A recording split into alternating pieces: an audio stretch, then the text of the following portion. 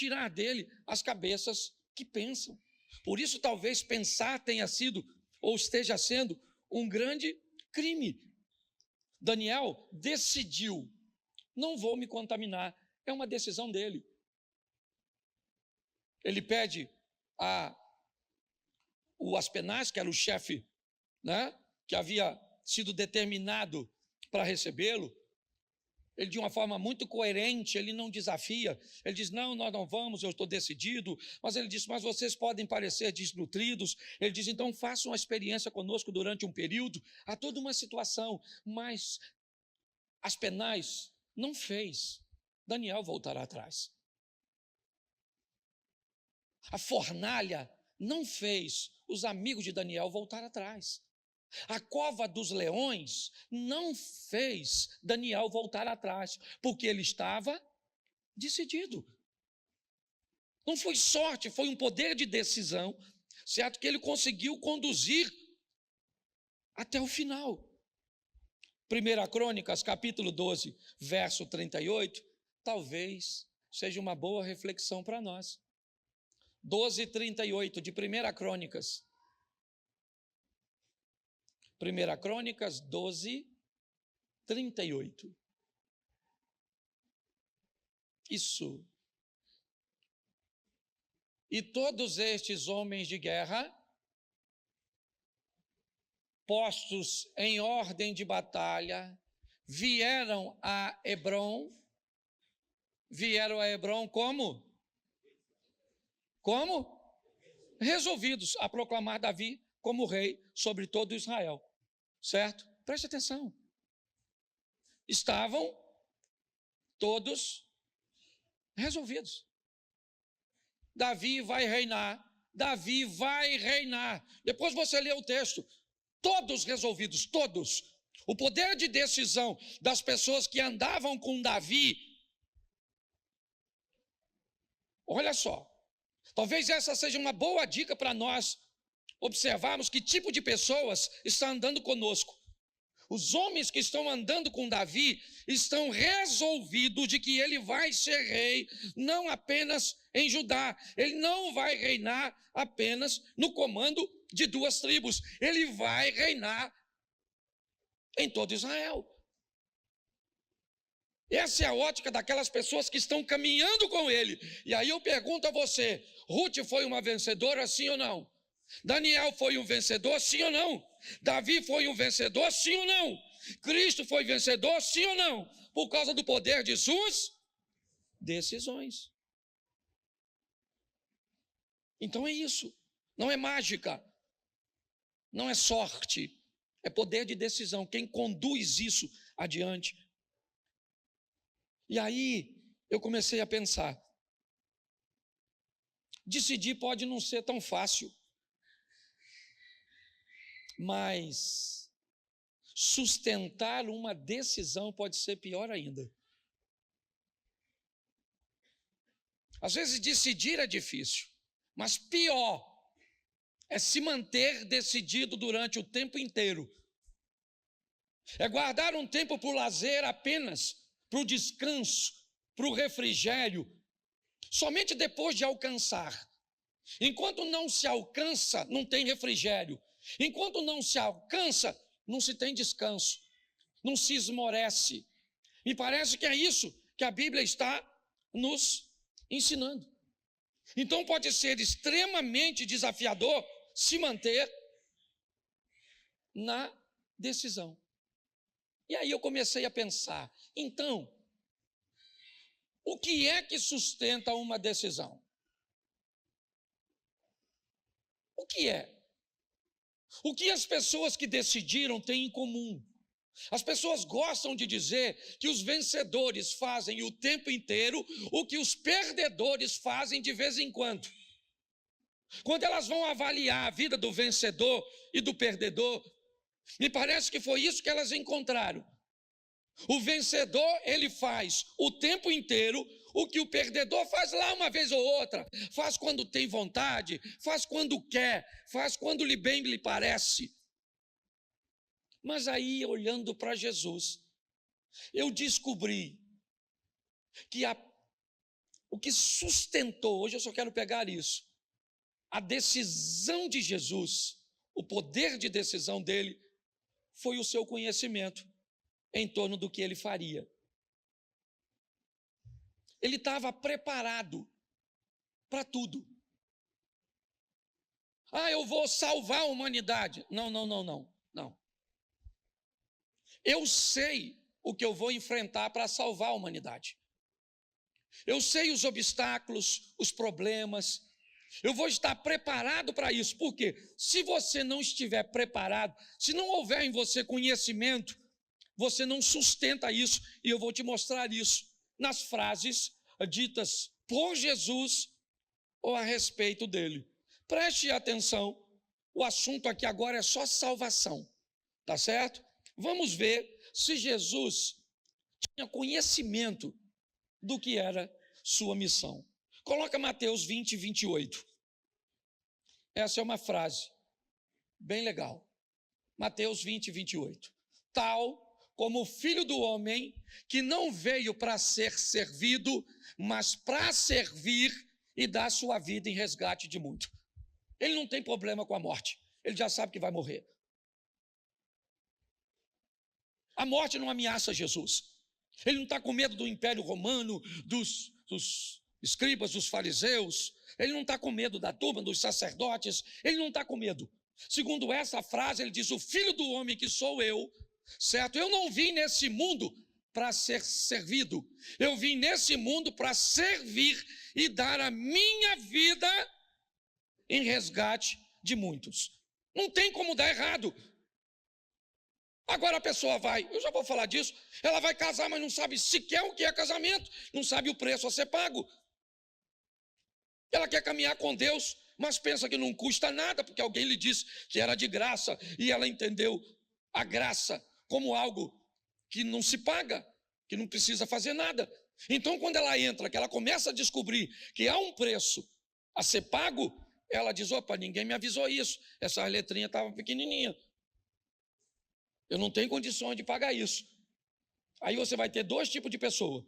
Ou ela vai embora porque descobriu que não consegue pagar, ou ela permanece dentro, sem vida nenhuma com Deus, porque tem vergonha de sair. Então, quando nós olhamos, Jesus sabia disso. João 16, 7. Põe aí. João capítulo 16, versos 7.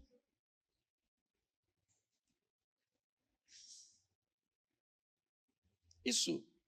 Mas eu lhe digo em verdade, melhor é para vocês que eu vá, porque se eu não for, o Consolador não virá para vocês, mas se eu for, eu enviarei a vocês. Preste atenção. Ele já está ressuscitado aqui? Sim. Mas ele está falando de sua missão. Os discípulos não queriam que ele fosse. Ao contrário do Espírito Santo, certo? Jesus podia ser visto, podia ser abraçado, tocado e à frente de uma forma visual. Agora a liderança troca. Agora o concreto vira abstrato. Agora o que se vê se torna invisível. Talvez, por isso, o Novo Testamento fale tanto da fé e o Velho de obediência. Porque na troca de Cristo pelo Espírito Santo, nessa liderança, certo? O que acontece nessa situação? Os discípulos não querem. Você prefere lidar com alguém que você vê ou com alguém que você não vê? É muito mais fácil lidar com a liderança de Cristo. Mas aí ele diz, é necessário, eu não posso ficar aqui. Não posso. Eu tenho que ir embora. Ele sabia o que estava fazendo. E esse é o motivo de seu sucesso. João 13, 21. João 13, 21. Depois de dizer isso, Jesus se angustiou em espírito e afirmou, em verdade vos digo, que um de vocês vai me trair. Ele estava caminhando com um traidor. Preste atenção, ele não tem problema com traição, ele não tem problema, sabe? Pessoas chegavam, pessoas iam. Durante a pregação de Jesus, pessoas iam embora e paravam de ouvi-lo, porque não estavam gostando do que eles estavam falando. Certa ocasião, ouviram uma palavra dura de João Batista. Sabe o que eles fizeram? Já que João está com a palavra tão dura, vamos deixar a liderança do João e vamos procurar Jesus. Chegou lá, sabe o que Jesus disse? Por que vocês aí estão igual uma caninha agitada pelo vento? Chegou lá, encontrou uma palavra difícil e correu para cá achando que eu vou aliviar? Eu não vou aliviar, não. É aquilo mesmo que ele pregou lá e que vai ser pregado aqui. Jesus estava apto a lidar com isso. Ele sabia que um dos dois, está escrito aí. E mais interessante de tudo é Mateus 26, 60. Dá uma olhada nesse texto. Pastor, por que o senhor lê tanto a Bíblia assim e fala pouco? Porque o povo anda lendo pouco em casa. Aí tem que ler aqui, por isso que a gente bota aqui, ó, certo? Vai parecer uma palestrinha, mas eu quero que você leia, só para tudo testemunhar contra nós. Mateus 26, 50, irmão.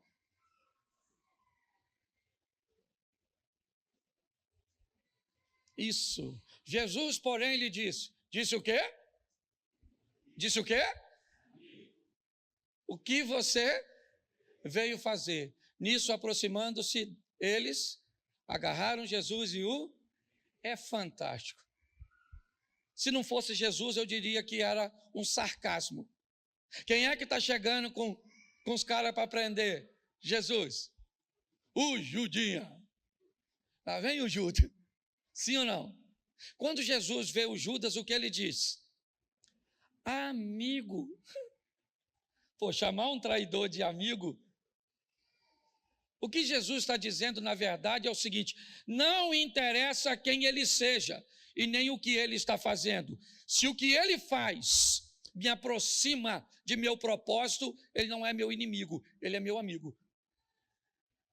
Jesus estava perfeitamente apto para lidar com sua decisão. Eu fico imaginando se fosse um de nós, lidando com um traidor, sentado à mesa, sabia que era o Judas, porque ele falou com João, quando Pedro achou que era ele, porque o Pedro era doido.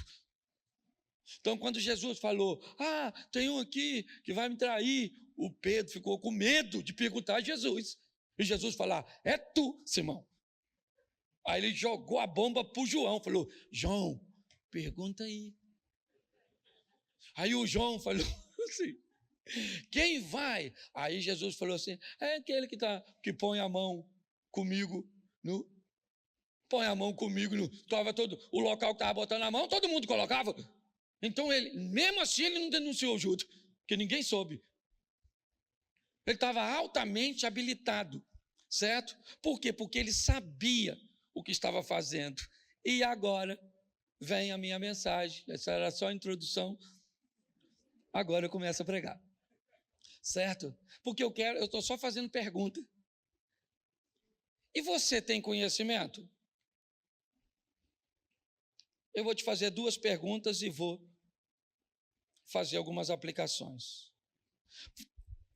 Você está decidido a fazer o quê? É a minha primeira pergunta. E a minha segunda é, você está decidido a parar de fazer o quê?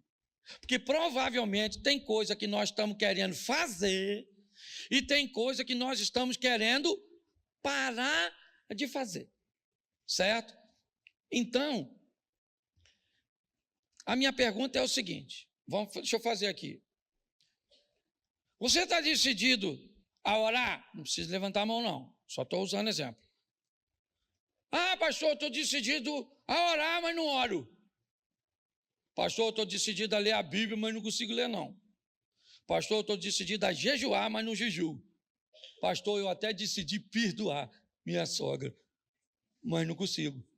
Pastor, eu estou querendo melhorar minhas notas na escola, mas não consigo. Pastor, eu estou querendo arrumar um pretendente, uma pretendente, e não consigo. Pastor, eu estou tentando reconquistar a confiança do meu cônjuge, da minha família, eu não consigo.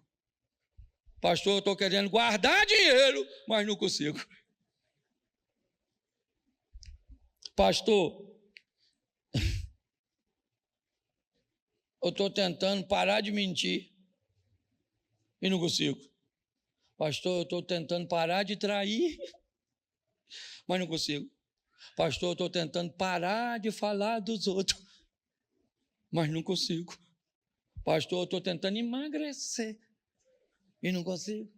Pastor, eu estou tentando parar de xaropar, Não consigo. Pastor, eu estou igual a caipora, formando tudo.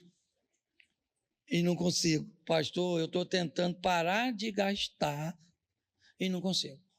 Bom, por que é que nós não temos força para levar adiante essas decisões? Provavelmente porque não sabemos muito a respeito daquilo que nós queremos fazer. Então eu peguei só 2 exemplos, certo? Para tentar te ajudar, porque esse é meu propósito, porque quando eu te ajudo, eu também me ajudo. Suponhamos que você diga hoje assim, eu sei que esse não é o caso de ninguém, é só hipoteticamente. Pastor, eu estou querendo parar de mentir. Eu e Pinóquio andamos juntos. E aí eu vou te perguntar, o que você sabe sobre a sua mentira? Vamos lá? Qual é o tipo de mentira a sua? Aí você vai me dizer assim, pastor, mentira, mentira, e leva para o inferno, sim ou não? Mas se você botar tudo no mesmo saco, você nunca vai conseguir parar de mentir. Então você tem que descobrir que tipo de mentiroso é tu. Entendeu? Tá certo? E não lembre de ninguém agora. Porque tem gente que vem para o culto e tem a coragem de dizer que Deus está falando com quem não veio. Já viu? Você fala uma palavra, a mulher fala, meu marido tinha que estar aqui para escutar isso. Tinha, Deus trouxe a pessoa errada, a senhora. Deus se enganou na hora de trazer a senhora. Então a mensagem é para quem veio, não é para quem veio, não. Tá? A mensagem é para nós, certo? Nem que seja para nós instruirmos outros, mas a grande verdade é essa. Bom, então tem 2 tipos de mentira, ou de tipo de mentiroso aqui, que você vai lembrar de alguém agora. Não deveria, mas vai. Certo? Eu minto para encobrir meus erros ou minhas irresponsabilidades. É o mentiroso, sabe que ele esqueceu de fazer, ou estava com preguiça de fazer, ou fez errado e quebrou. E aí ele precisa de uma mentira para encobrir o erro, a preguiça. Por que você não foi no culto? Estava com febre. Pastor, aconteceu um problema. O que é isso? Isso é uma mentira para encobrir algo, certo? Que você se envergonha. Então você sabe que tipo de mentira você mais mente? Ô pastor, na verdade, a minha mentira não é essa não. Eu sou altamente responsável, tá bom? Não tenho responsabilidade nenhuma, nem erro, nem ando quebrando nada. O meu tipo de mentira é para eu parecer melhor e ser aceito pelas pessoas. Você sabe que eu já vivi isso quando era novo? Às vezes eu estava num ambiente e alguém lançava um filme no cinema e menino, eu assim, naquela época eu não lembro assim com quantas vezes eu fui no cinema não. Porque o dinheiro assim era... Pra você ter noção, eu tinha um sonho de comer aquela tortinha de banana do McDonald's. Olha o meu sonho. Sabe aquela música, o ladrão foi lá em casa, quase morreu do coração. Eu acho que foi composta lá quando eu morava lá na beirada do Rizia, lá com meu pai, lá que você trabalhava com o Valdir. Estou falando sério, uma casa tão apertada que para o sol entrar, nós tínhamos que sair. Não cabia nós e o sol. Mas quando alguém falava assim, viu o filme? Tal! Eu falava, vi, mas não lembro assim direito, que eu dormi. Naquela época, nós tínhamos vergonha de dizer que morava em Xerém. Quem saía, e se alguém perguntasse, nós morávamos em Petrópolis. Esse tipo de mentira, sabe aquela mentira para você, sabe, se sentir aceito, melhor. Você sabe que tipo de mentiroso é você? Se você não sabe, provavelmente você nem vai parar de mentir. Aliás, você já está dizendo que você não mente. Já está mentindo. Então pare e pense. O que você quer parar de fazer? Descubra como montar uma estratégia para parar de fazer de verdade. Não momentaneamente, mas de uma vez por todas, trazer uma transformação expressiva e significativa para a sua vida. O segundo exemplo é bem simples. Pastor, eu quero orar, mas eu não consigo. Eu quero orar. Olha só, eu minto e quero parar de mentir. Eu não oro e quero começar a orar. Preste atenção, que eu estou mostrando a você uma coisa que eu faço e não consigo parar, e uma que eu consigo, que eu tenho que fazer e quero, mas não consigo. E aí eu separei algumas coisinhas para motivar você a orar. Como eu disse, se Jesus sabia o que estava fazendo, nós também precisamos saber. Eu tenho conhecimento do que é oração? Como é que eu começo? Posso falar como pastor de vocês? Eu vou abrir mão agora da avaliação sobre mim das pessoas já bem adiantadas nessa área e que talvez possam não compartilhar comigo a mesma opinião. Mas eu tenho o propósito de criar um start nas pessoas. Primeira coisa, descubra com quanto tempo você precisa para começar uma oração. Para quem não ora, orar 1 minuto pode parecer bastante. Então, se você quer começar a orar, descubra que o ideal é você começar entre 1 a 2 minutos apenas. Não se preocupe com quem está orando meia hora, diz que ora 3 vezes por dia. Não se preocupe com isso. Ok? Talvez por isso as pessoas não começam. Por isso elas não levam sua decisão adiante. Porque muitas vezes o que ora essa quantidade, certo? Ou esse tempo, ele não vai dizer para você o quanto tempo ele levou para chegar no estágio que está agora. Então, se você quer começar a orar, não tente orar 5, 10, 15 minutos. Não vai conseguir. A probabilidade de você conseguir é muito pequena. Você não criou uma cultura. Então, você quer começar a orar? Vamos lá, começa. Usa de 1 a 2 minutos. Pastor, mas o que é que eu falo? De 1 a 2 minutos.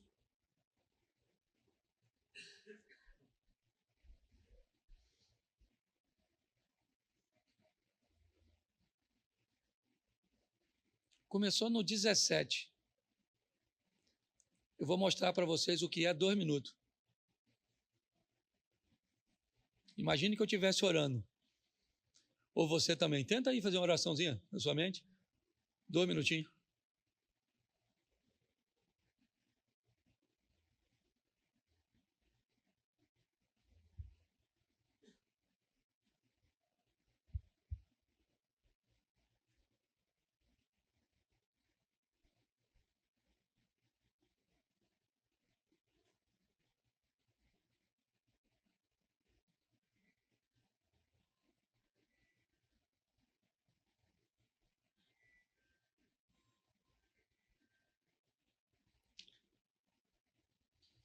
Acabou de dar 1 minuto.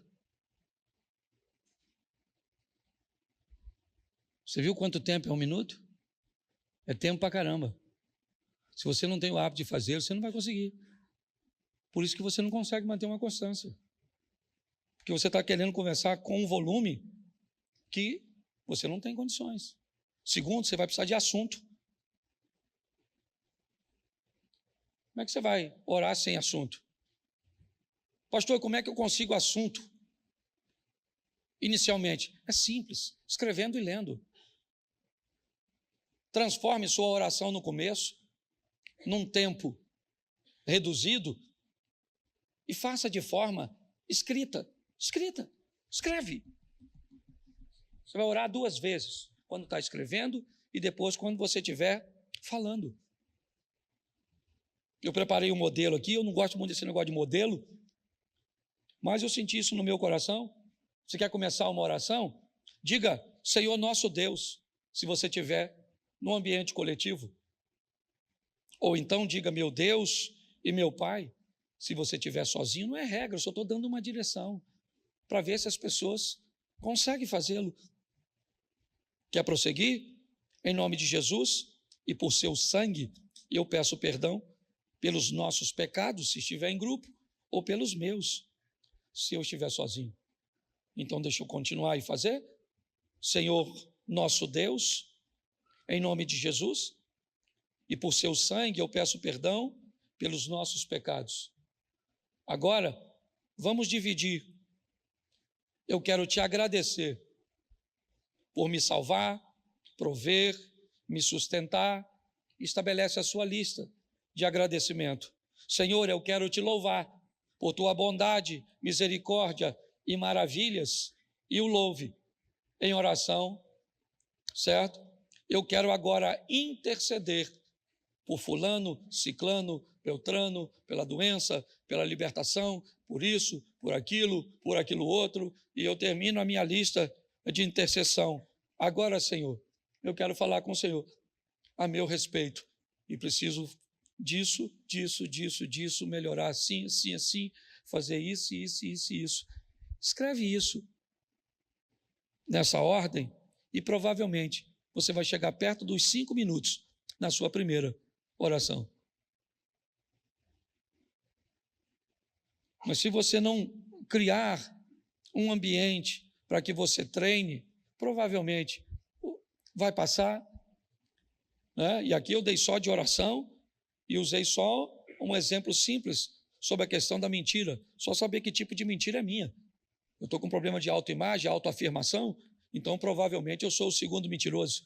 Eu estou com problema de irresponsabilidade e medo de enfrentar meus erros, eu sou o primeiro mentiroso.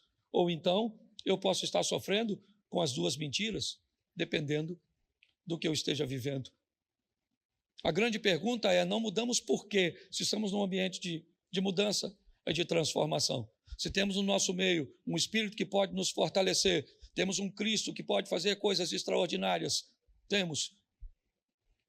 Talvez não tivéssemos um ensino que Deus tem nos despertado no ambiente de revisão, mas para que possamos sair daqui e colocar nossa vida num trilho, num ambiente onde eu consiga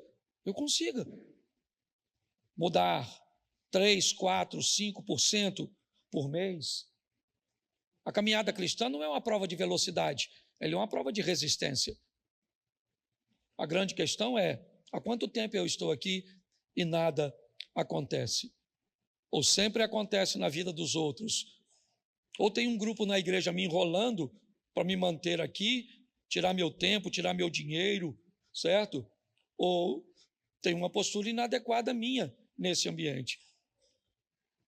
Então eu quero que você saia daqui entendendo, né, o seu poder de decisão. Eu vou me decidir, isso vou, então tá bom. Eu vou, deixa eu pegar aqui, certo? Eu estou decidido a melhorar minhas notas. O que eu preciso fazer para melhorar minhas notas? Se eu usasse esse exemplo, como é que eu faria isso para melhorar minhas notas? Eu estudaria? Sim ou não? Sim ou não? Mas isso me garante tirar boas notas? Só estudar?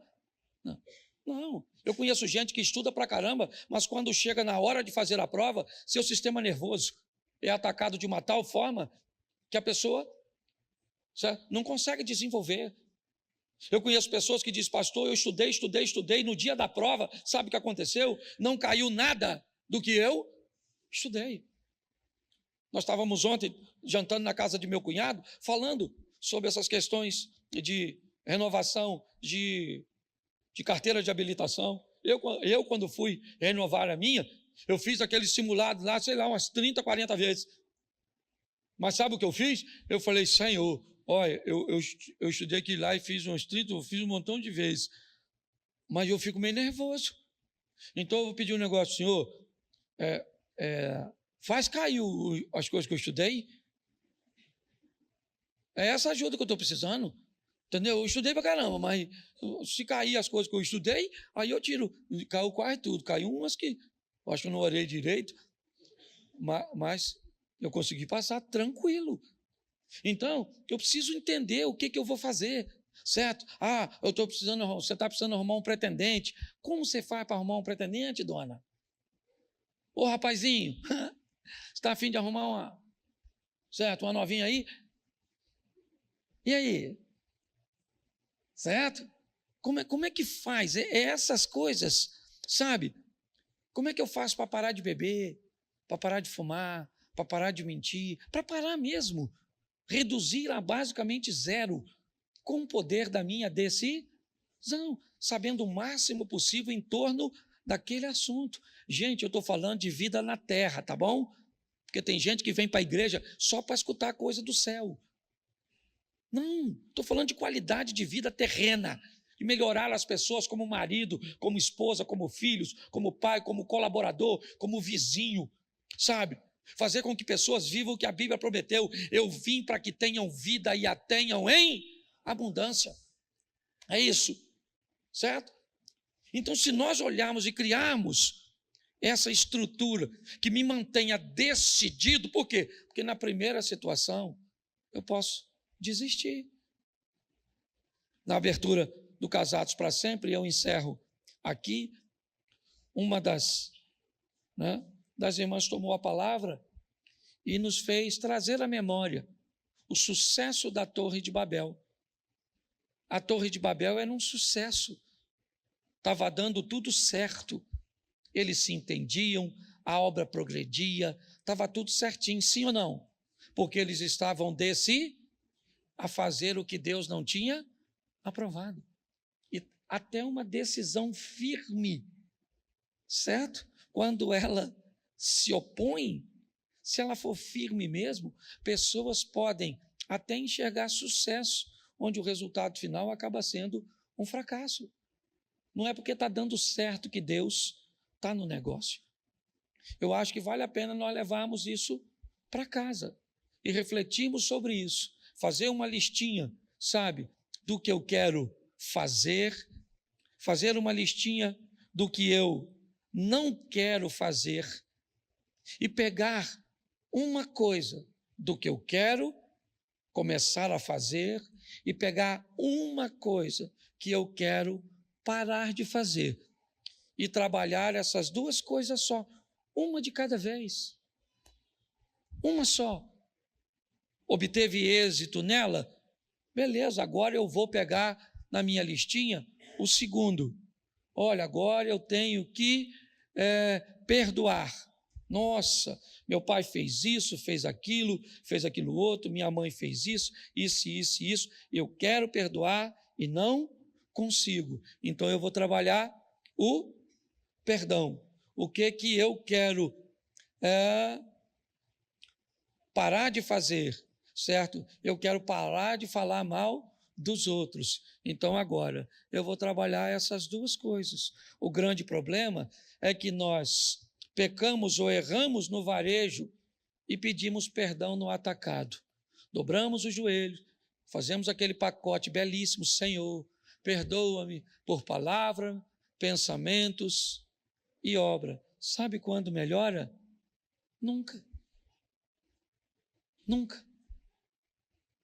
Então vamos colocar isso em ação e diminuirmos, sabe, em poder, como o jovem rico ouvir de Jesus: falta para você apenas uma coisa.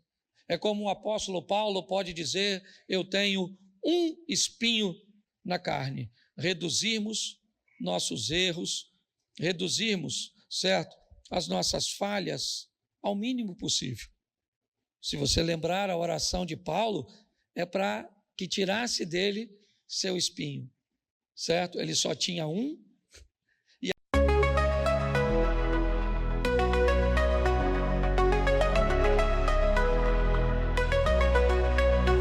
In the haze of neon dreams, I wander through the night, lost in a sea of stars where your whispers take flight. Electrified emotions, they dance around my heart, in this digital garden where we never have to part. Shadows blend with colors as the beat sets me free. every note a memory, every rhythm you and me. Echoes of you in synth waves, feel you near in the pulsing haze. It's such a world where we collide. You lost the rhythm in my mind. With the glow of city lights, our shadows intertwine in this kaleidoscope of love where the past and future align. With every step I take, I feel your presence strong, and this digital symphony where our hearts belong. Shadows blend with colors as the beat sets me free. Every note a memory, every rhythm you and me. Echoes of you in synth waves, feel you near in the pulsing haze. It's such a world where we collide. You lost the rhythm in my mind. And in silence between the beats, I find your voice. In the flicker of the lights, I see your choice. Together in this dream we'll never fade.